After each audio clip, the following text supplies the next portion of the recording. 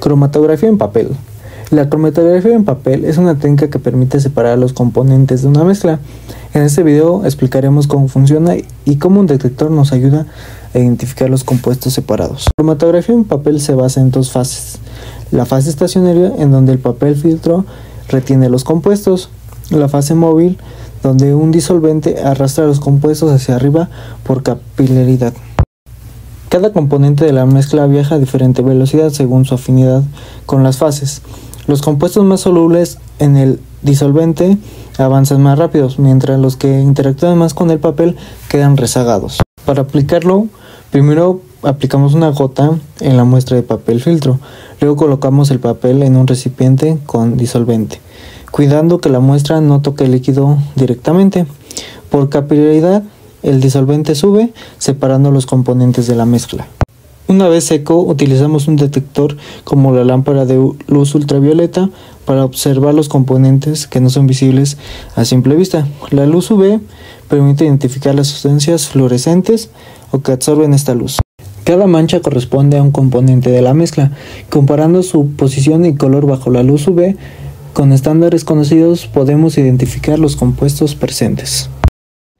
Cromatografía en capa fina. El proceso es similar a la cromatografía de papel, con la ventaja de que se desarrolla rápidamente, proporciona mejores separaciones y se puede elegir entre diferentes absorbentes. Esta es una técnica estándar en el laboratorio, puesto que permite conocer de manera rápida y sencilla cuántos componentes hay en una mezcla. Procedimiento. La cromatografía en capa fina utiliza una placa de vidrio, metal o plástico recubierta con un absorbente como gel de sílice o alumina. Se deposita una pequeña cantidad de la muestra en disolución en un punto cercano a la base de la placa, que luego se introduce en una cubeta con eluyente, que es la fase móvil, sumergiendo solo su parte inferior. El eluyente asciende por la placa por capilaridad y al pasar por la muestra se establece un equilibrio entre las moléculas absorbidas en la placa y las disueltas en el eluyente. Los componentes de la mezcla se separan según la solubilidad y afinidad por el absorbente, desplazándose a diferentes distancias. Al llegar el eluyente a la parte superior, la placa se retira, se seca y se visualizan los componentes separados. Si los componentes son coloreados, se pueden observar las manchas a simple vista. Si no es así, hay varios métodos para visualizar las manchas correspondientes a cada componente de la mezcla. Uno de ellos es utilizar la luz ultravioleta para observar la placa. Normalmente se adiciona un colorante fluorescente al absorbente, de forma que la placa sea fluorescente en todas partes, excepto donde hay una mancha correspondiente a algún compuesto. Otro método es utilizar reveladores, como por ejemplo vapores de yodo, que es un reactivo inespecífico. La cromatografía líquida de alta eficiencia o HPLC es una técnica analítica que permite la separación, identificación y cuantificación de diferentes compuestos presentes en una mezcla. En HPLC hay una fase móvil que se mueve a través del sistema mediante una bomba de alta presión. La fase móvil pasa a través de una fase estacionaria o columna ubicada en un horno que permite fijar y controlar la temperatura a la que se encuentra esta columna. La muestra se introduce en el sistema a través de un inyector que puede ser automático o manual. En el primer caso se utiliza un automuestrador y en el segundo una jeringa específica. Ya separado, la bomba fuerza el paso de la fase móvil por el inyector, arrastrando la muestra por la columna y finalmente al detector. En HPLC es importante evitar la presencia de burbujas de aire, por ello la bomba suele estar conectada a un desgasificador. Hay diferentes tipos de detectores. El más común es el ultravioleta visible, que se basa en medir la absorción de los analitos en el espectro ultravioleta y visible. Para la ultravioleta se requiere una lámpara de deuterio y para la visible una lámpara de tungsteno. Además de este, hay otro tipo de detectores como el detector de fluorescencia o la espectrofotometría de masa. La señal del detector se procesa en un software.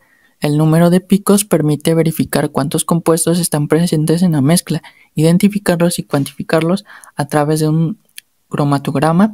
En este cromatograma se representa en el eje X el tiempo de retención y en el eje Y la señal del detector.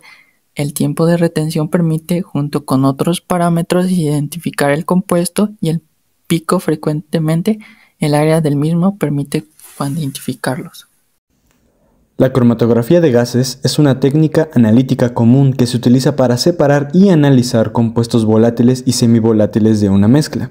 Esta técnica se basa en la interacción de los componentes de una muestra con una fase estacionaria dentro de una columna. La muestra se inyecta en la columna y luego se lleva a cabo la separación de los componentes a medida que son transportados por un gas portador a través de la columna. Más concretamente, se inyecta un analito en el puerto de muestreo del instrumento, que entra en un horno, donde se vaporiza. La muestra vaporizada es transportada a través de una columna cromatográfica por el flujo de gas inerte que constituye la fase móvil, compuestos en la partición de la muestra entre la fase estacionaria de la columna y el gas portador. La separación se logra gracias a las diferencias en la interacción de los componentes de la muestra estacionaria. Como recordemos, la fase estacionaria es la que recubre la parte de la columna. Estos componentes se separan en función de su velocidad de migración a través de la columna ya antes mencionada, lo que resulta en la formación de picos en un cromatograma a la hora de llegar al detector. La cromatografía de exclusión por tamaño se basa en la exclusión por tamaño de las moléculas en una columna cromatográfica. La columna está llena de partículas porosas que tienen un tamaño de poro específico, y cuando una mezcla de moléculas se inyecta en la columna, las moléculas más pequeñas pueden penetrar en los poros de las partículas, mientras que las moléculas más grandes no pueden entrar en los poros y se excluyen. El procedimiento para la cromatografía de exclusión por tamaño se basa en 4 pasos. Preparación de la muestra. La muestra se prepara disolviendo las moléculas en un solvente adecuado. La inyección de la muestra se inyecta en la columna cromatográfica. La separación, en la cual la columna cromatográfica separa las moléculas según su tamaño molecular. Y por último, la detección. El detector registra la salida de las moléculas de la columna y proporciona una señal que se utiliza para construir un cromatograma. La aplicación de la cromatografía de exclusión por tamaño tiene variedad de aplicaciones como análisis de proteínas y péptidos, estudio de la estructura y función de las proteínas, tiene desarrollo de fármacos, análisis de alimentos y bebidas, y también ayuda en el estudio de la degradación de materiales y la corrosión. La cromatografía por afinidad es un proceso que consiste en la separación física entre una mezcla y una sustancia que se encuentra en ella. Dicha sustancia se encuentra disuelta en un medio fluido denominado fase móvil y la distintas sustancias que se desplazan por la mezcla, fase estacionaria. Cuando la fase móvil va avanzando a través de la fase estacionaria, la sustancia que se quiere separar se va aislando poco a poco. Normalmente la fase estacionaria de la cromatografía en afinidad consiste en una matriz de gel con la denominada resina de afinidad. En el laboratorio, dicho gel suele ser introducido en un tubo vertical junto con la resina de afinidad y se pasa a la fase móvil a través de dichas sustancias. La cromatografía de afinidad es la que suele ofrecer la mayor selectividad y especificidad para el aislamiento y la purificación de biomoléculas. Los usos que tiene la cromatografía de afinidad: se utiliza para purificar y concentrar una sustancia a partir de una mezcla, disminuir la cantidad de una sustancia que hay en una mezcla, discernir cuáles son los compuestos biológicos que se unen en una sustancia particular y purificar y concentrar una solución que sea de enzima. Las aplicaciones. ¿Cuáles son las aplicaciones para la cromatografía en la industria? Pero antes de empezar, quiero aclarar qué es la caracterización. La caracterización es el hecho de analizar e identificar, y quiero que se queden con esto en la mente porque nos va a ayudar a entender cosas más adelante. Primero empecemos con la industria farmacéutica. En la industria farmacéutica tenemos la caracterización de impurezas en productos farmacéuticos. Esto se hace por el método de cromatografía líquida de alta resolución. También, otro ejemplo, en la misma industria sería la determinación cuantitativa de principios activos o impurezas en productos farmacéuticos. También se hace por el mismo método. También está muy presente en la industria química, con la caracterización de compuestos y materiales poliméricos. En la industria de alimentos tenemos la medición de azúcares y bebidas en zumos para la determinación de una cantidad de azúcares añadidas. También está muy presente en la industria del medio ambiente, con la determinación de hidrocarburos polinucleares como contaminantes atmosféricos importantes. Estas son una de las pocas aplicaciones que tenemos en la cromatografía. Para no extenderme más, son las que les daré por el día de hoy. Muchas gracias.